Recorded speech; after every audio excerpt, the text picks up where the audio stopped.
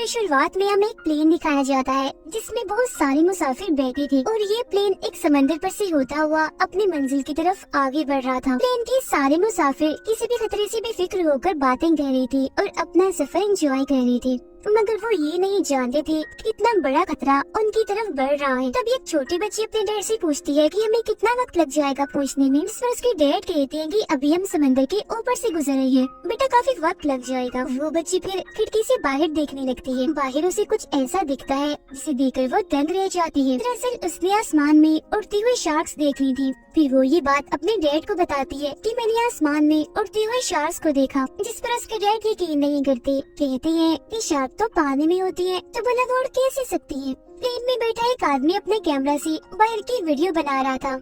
उसे भी वो उड़ने वाली शार्क्स बाहर नजर आती है जिन्हें वो अपने कैमरा में रिकॉर्ड कर लेता है। अब तभी हम जहाज के बाहर का बड़ा ही चौंका देने वाला सीन देखते हैं। जहाज के आसपास बहुत सारी शार्क्स उड़ रही थी।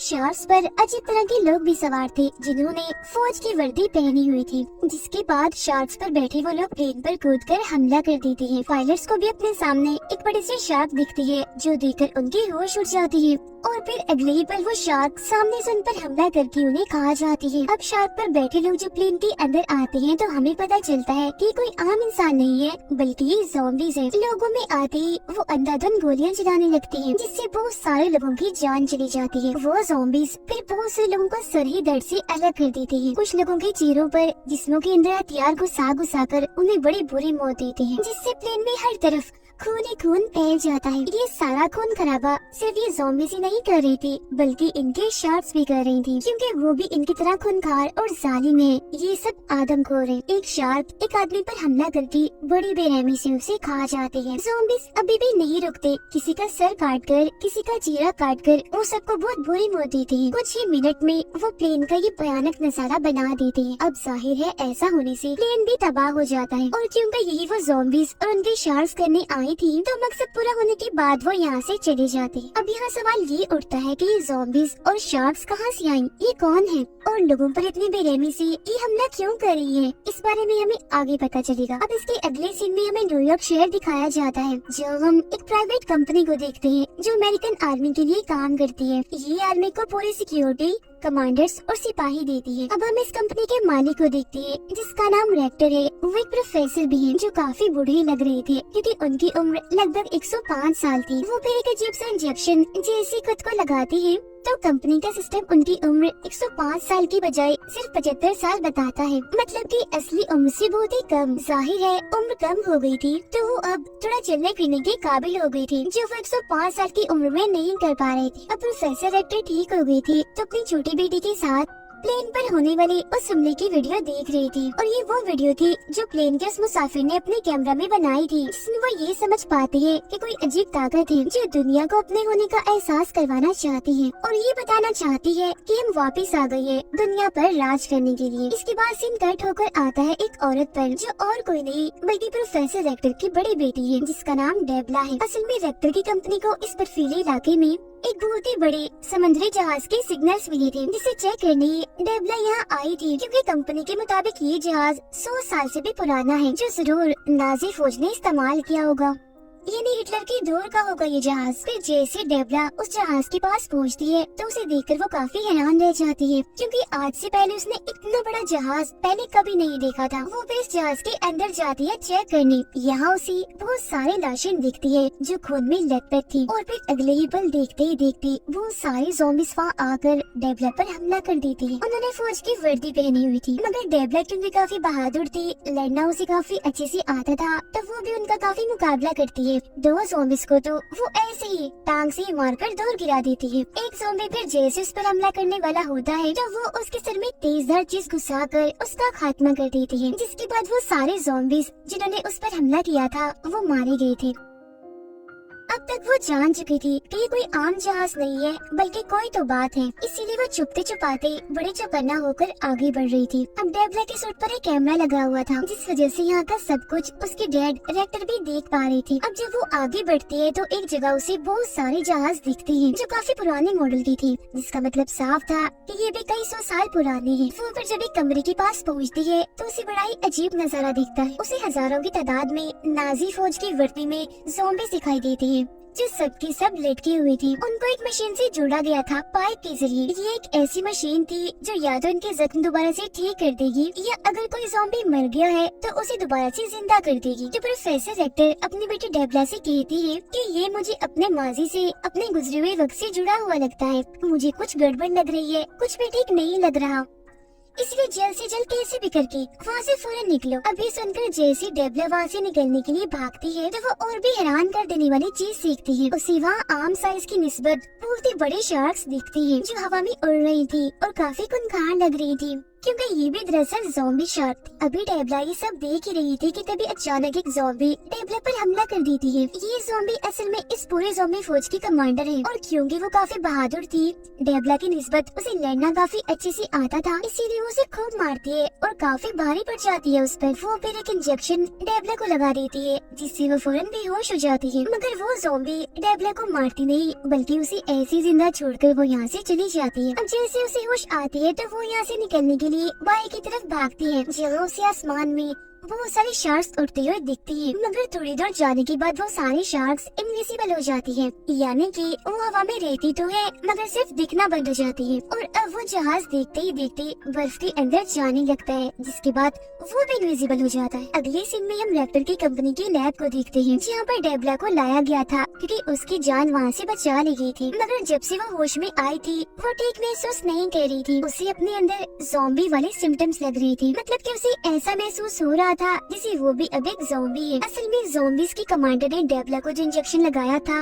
वो एक ज़ॉम्बी वायरस था क्योंकि ऐसा करके वो डेबला को भी ज़ॉम्बी बनाना चाहती थी ताकि हर तरफ उनकी बनाई ज़ॉम्बीज़ हो जिन्हें वो अपने साथ शामिल करके इंसानियत का जड़ से खात्मा करते और दुनिया पर राज करे। अब हम रेक्टर को उसकी दोनों बेटियों के साथ देखते हैं जो ये लोग खाना खा रही थी। तभी रेक्टर की छोटी बेटी कहती है कि आपने कहा था कि ये आपकी माजी से जुड़ा हुआ है, तो आज आप हमें अपने माजी के बारे में बता ही दीजिए कि आखिर क्या हुआ था, क्योंकि आपने आज तक अपने गुजरे हुए वक्त के बारे में हमें कभी नहीं बताया। जिस पर प्रोफेसर रेक्टर उन्हें बताना शुरू करते हैं कि ये बात 1942 की है जब ब्रिटिश फौज ने जर्मन फौज यानी नाजी की फौज पर हमला करना शुरू कर दिया था। उन्होंने जर्मन के हर एक इलाके को तहस नहस करके रख दिया जिस वजह से जर्मन फौज ने यानी नाजी की फौज ने ब्रिटिश के सामने घुटने टेक दिए। जिसके बाद हिटलर ने बदला लेने के लिए फौज के कमांडर से कहा कि प्रोफेसर रेक्टर को कहो कि वो एक ऐसा सीरम, एक ऐसा वायरस बनाए जिससे जिंदा इंसान वैशी और जालिम बन जाए जो कि लाशों को दोबारा से जिंदा करके ज़ॉम्बीज़ बना दे ताकि बगैर थके और दर्द का एहसास किए वो लोग ब्रिटिश फौज का सामना करें और आसानी से उन्हें हरा दे जिससे जर्मन फौज को फतह हो जाए। और क्योंकि मैं उस वक्त नाजी फौज की लैब का साइंटिस्ट था तो मैंने आखिरकार वो सीरम तैयार कर ही दिया। मगर क्योंकि हर तरफ से हम पर हमला हो रहा था, जंग का माहौल था, तो ऐसे वक्त में मैं इस सीरम का एंटीडोट नहीं बना पाया, यानी एक ऐसी दवा जिससे सीरम की असर को खत्म किया जा सके और लोग दोबारा से नॉर्मल होकर अपनी असली हालत में आ जाएं। सीरम यानी वायरस के तैयार होते ही कमांडर इसे इस्तेमाल करने का हुक्म दे देते हैं, जिस पर रेक्टर उन्हें ऐसा करने से मना कर देते हैं क्योंकि ये वायरस तो बन गया है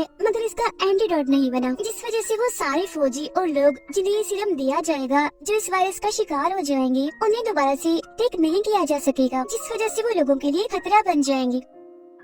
मगर ये सब जानने के बावजूद भी कमांडर इसे इस्तेमाल करने का फैसला करते हैं क्योंकि उन्हें किसी की जान की परवाह नहीं थी, बस जंग जीतने से गर्ज था। और प्रोफेसर रेक्टर ने क्योंकि उनके मामले में टांग अड़ाई थी तो बगावत करने के लिए वो उन्हें गोली मार देते हैं। तो प्रोफेसर खुद को मरता हुआ देखकर वो सीरम खुद को लगा लेते हैं। अब ब्रिटिश दोबारा से नाजी फौज पर हमला कर देती है जिससे नाजी फौज और भी कमजोर हो जाती है क्योंकि इन्होंने अभी तक उस सीरम का इस्तेमाल नहीं किया था। आगे रेक्टर बताते हैं कि जब 1945 में हिटलर की मौत हुई तो जर्मनी के हालात और भी खराब हो गयी, जिसके बाद तो नाजी की फौज और उनके कमांडर पता नहीं कहाँ गायब हो गयी और मैं यहाँ अमेरिका आ गया इंसानियत की मदद करने और लोगों की भलाई के लिए। फिर मैंने ये कंपनी बनाई क्योंकि मैं एक अच्छा इंसान बनना चाहता था। सीरम बनाने के बाद मुझे अफसोस था कि शायद मुझे ऐसा करना नहीं चाहिए था। ये सारी बातें सुनकर प्रोफेसर की दोनों बेटियों को उन पर काफी गुस्सा आता है, इसीलिए वो कहती है कि आज ये सब जो भी हो रहा है और उस वक्त जो हुआ इस सब के जिम्मेदार आप हैं। आपने बहुत गलत किया, कुदरत के साथ छेड़छाड़ की, मतलब कि गॉड ने जैसे इंसानों को बनाया आपने उन्हें बदलना चाहा और मरने के बाद मुर्दा लोगों के साथ भी गलत किया, उन्हें ज़ॉम्बीज़ बनाकर। तो इसीलिए अब आप ही सब का कोई हल निकाल सकते हैं। इसके बाद हम देखते हैं नाजी फौज को जो ज़ॉम्बीज़ बन गई है और उन्होंने न्यूयॉर्क पर भी हमला कर दिया है, जिससे यहाँ पर ये बात साफ हो जाती है कि जो ज़ॉम्बी फौज और शार्क्स यहाँ पर आए हैं वो दरअसल नाजी फौज है हिटलर की, क्योंकि 1945 में गायब वो इसलिए हुए थे क्योंकि उन्होंने ये सीरम ये वायरस इस्तेमाल कर लिया था। न्यूयॉर्क शहर में होने वाली ये सारी तबाही खबरों में दिखाई जा रही थी और इस अचानक हमले की वजह से बहुत सारे लोग मारे जाते हैं। अब यहाँ के अलावा ज़ोंबी नाजी फौज और भी कई सारे मुल्कों पर हमला कर देती है, जिनमें लंदन, जापान, कनाडा और चाइना शामिल थे। साथ ही शार्क्स आसमान में उड़ने वाले सभी प्लेन्स को तबाह कर रही थी, जैसा कि उन्होंने शुरुआत में किया था। ऐसा होने से सारी फ्लाइट्स बंद कर दी जाती है, मतलब कि हवाई सफर रोक दिया जाता है, क्योंकि एक एक करके बहुत सारे प्लेन्स तबाह हो गई थी। इन सारे हालात को देखते हुए डायरेक्टर अमेरिका के जनरल से वीडियो कॉल पर मीटिंग करते हैं, मगर बाद में इस मीटिंग में और भी बहुत सारे लोग शामिल हो जाते हैं, जिनमें प्रेसिडेंट, ऑफिसर, शार्क्स की डॉक्टर और कमांडर भी शामिल थे। अब इनमें से डॉक्टर बताती है कि शार्क्स हवा में इसलिए उड़ पा रही है क्योंकि इन पर कोई एक्सपेरिमेंट, कोई तजुर्बा किया गया है, जिसमें इनके जिस्म की कुछ चीजों को बदलकर इन्हें इस काबिल बनाया है कि ये पानी से बाहर हवा में उड़ सकती है। ये तजुर्बा बहुत ही बड़ा है, जिसमें शार के पूरे निजाम को उल्टा करके उन्हें आसमान में जिंदा रहने के काबिल बनाया है। और तो और जो इंजन उनके जिस्म पर लगाया गया है, उसकी मदद से वो जमीन से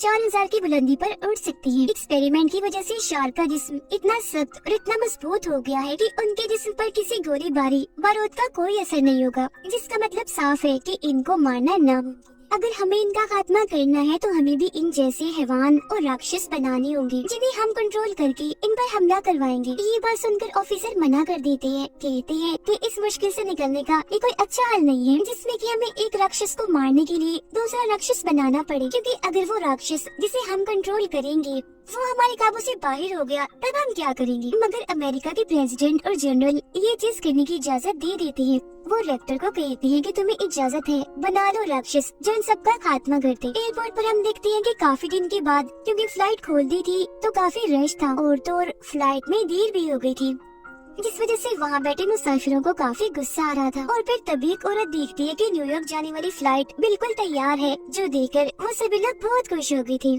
और न्यूयॉर्क जाने वाले सारे मुसाफिर प्लेन में जाकर बैठ जाते हैं। जिसके बाद ये प्लेन अपने मंजिल इन्हें न्यूयॉर्क जाने के लिए उड़ जाता है। उधर रेक्टर के कहने पर उसकी दोनों बेटियां और बहुत सारे कमांडर्स ज़ॉम्बीज़ का खात्मा करने के लिए उस न्यूयॉर्क जाने वाले प्लेन का पीछा करने लगते हैं, क्योंकि वो जानते थे कि नाजी ज़ॉम्बी इस प्लेन पर भी जरूर हमला करेंगे। जिसका मतलब साफ था कि अमेरिका की गवर्नमेंट ने इस प्लेन को चारे के तौर पर हवा में उड़ाया है और फिर नाजी ज़ॉम्बी सच में उस प्लेन पर हमला करने के लिए उसकी तरफ बढ़ती है। प्लेन में बैठी सारे मुसाफिर किसी भी खतरे से बेखबर होकर बैठी थी और फिर तभी लोगों को बाहर आसमान में ज़ॉम्बीज़ और शार्क्स दिखाई देने लगती हैं, जो देखते ही प्लेन में अफरा तफरी मच जाती है। लोग काफी डर गए थे। इसी के साथ वो ज़ॉम्बीज़ और शार्क्स भी प्लेन पर हमला कर देते हैं और हर बार की तरह इस बार भी वो अंधाधुंध गोलियां चलाकर पहले वैसे लोगों को मारते हैं और बाद में किसी की आंख फोड़कर, किसी का पेट फाड़कर बड़ी बेरहमी से वो लोगों को मारने लगते हैं। बहुत सारे मुसाफिरों का तो वो सर ही धड़ से अलग कर देते हैं। जिसके बाद प्लेन में आग लग गई थी। देखते ही देखते वो पूरा तबाह हो गया था। कुछ लोग जो बच गए थे वो प्लेन से बाहर गिर रहे थे, कुछ बेचारे ऐसे थे जो ज़ॉम्बीज़ का शिकार हो रहे थे और अब प्लेन पूरा तबाह होकर टूटकर नीचे जमीन की तरफ गिरने लगता है।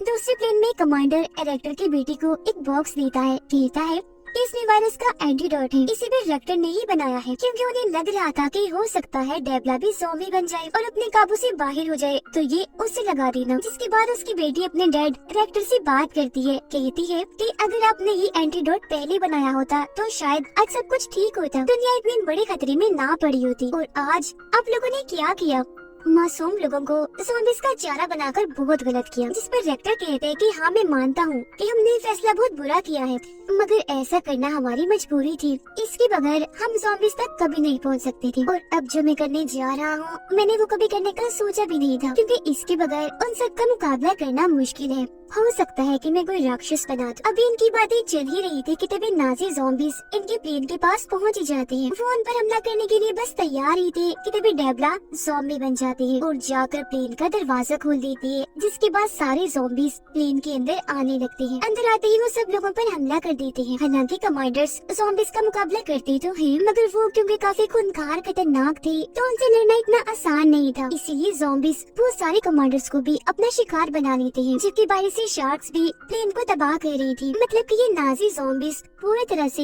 इन पर हावी हो चुकी थी। अब तभी डेबला, जो पूरी तरह से ज़ॉम्बी बन गई थी, वो कमांडर्स के लीडर को गोली मार देती है, जिसके बाद वो बाकी के कमांडर से भी लड़ने लगती है। ये देखकर रेक्टर की बेटी जल्दी से वो एंटीडोट निकाल कर अपने बहन डेबला के गले में लगा देती है। अब तभी हम बाहर का नजारा देखते हैं, जहाँ तभी अचानक से एक काफी बड़ी शार्क आ जाती है, जिन शार्क्स की निस्बत काफी बड़ी और ताकतवर थी। वो अब एक एक करके इन सभी ज़ॉम्बी शार्क को मार रही होती है। तब यहाँ हमें पता चलता है कि ये शार्क असल में रेक्टर ने ही बनाई है और वह इसे कंट्रोल कर रहा है, क्योंकि उसने कहा था कि मैं भी राक्षस बनाऊंगा, यानी कि राक्षसों को मारने के लिए उसने राक्षस बना ही दिया। रेक्टर शार्क को कंट्रोल करके गोलियों और बॉम्ब्स के जरिए उन शार्क्स को मार रहा होता है। और तो वो शार्क इतनी बड़ी थी कि वो बचे हुए शार्क्स को खाने लगती है। प्लेन के अंदर भी सारे कमांडर्स मिलकर ज़ॉम्बीज़ को मार देती हैं। डेबला भी एंटीडोट की वजह से बिल्कुल ठीक हो गई थी। मरे हुए सारे ज़ॉम्बी शार्क नीचे पानी में गिरने लगती हैं। ये नजारा देखकर आर्मी जनरल बहुत खुश हो जाता है, क्योंकि ये देखने के लिए वो बेताब था, कब से इस वक्त को वो इंतजार कर रहा था। ये देखकर रेक्टर भी खुश हो गई थी, क्योंकि ज़ॉम्बीज़ के खिलाफ इन्होंने जो मिशन शुरू किया था वो इसमें कामयाब हो गई थी। इसके बाद दोबारा से नाजी जहाज को हम देखते हैं, यानी वही जहाज जो हमने शुरुआत में देखा था, जिसमें डेबला गई थी। जहाज के अंदर बहुत सारे ज़ॉम्बीज़ थे, क्योंकि ये नाजी की पूरी फौज थी, जिन्हें उनके कमांडर हुक्म दे रही होती है दुनिया को तबाह करने का। जिससे यहाँ ये बात साफ हो जाती है कि रेक्टर और उसकी टीम ने उन ज़ॉम्बीज़ और शार्क को मारकर इस जंग को जीता नहीं है, बल्कि असली जंग तो अब शुरू होगी। और ये जंग बहुत ही बड़ी होगी, क्योंकि इसमें दोनों तरफ से ही राक्षस होंगे और रेक्टर एक के बाद एक राक्षस बनाएगा उनका खात्मा करने के लिए। क्योंकि वो साइंटिस्ट है, उसके पास ऐसी ताकत है कि वो बुरा नहीं हो सकता, ना ही वो कभी मरेगा। क्योंकि जैसा कि आपको याद होगा, उसने भी खुद का वो सीरम वायरस लगाया था, जिसके बाद एंटीडोट लेकर वो ठीक तो हो गया था, मगर उसके अंदर अलग ही ताकतें आ गई थी। और अब वो इंजेक्शन लगा लगा कर अपनी उम्र छोटी करता रहता है। और जैसा कि उसने फैसला किया था वो दुनिया की मदद करेगा, इंसानियत को बचाएगा, तो अब ऐसा करने के लिए वो कुछ भी करेगा। इसी के साथ ये फिल्म इधर ही खत्म हो जाती है।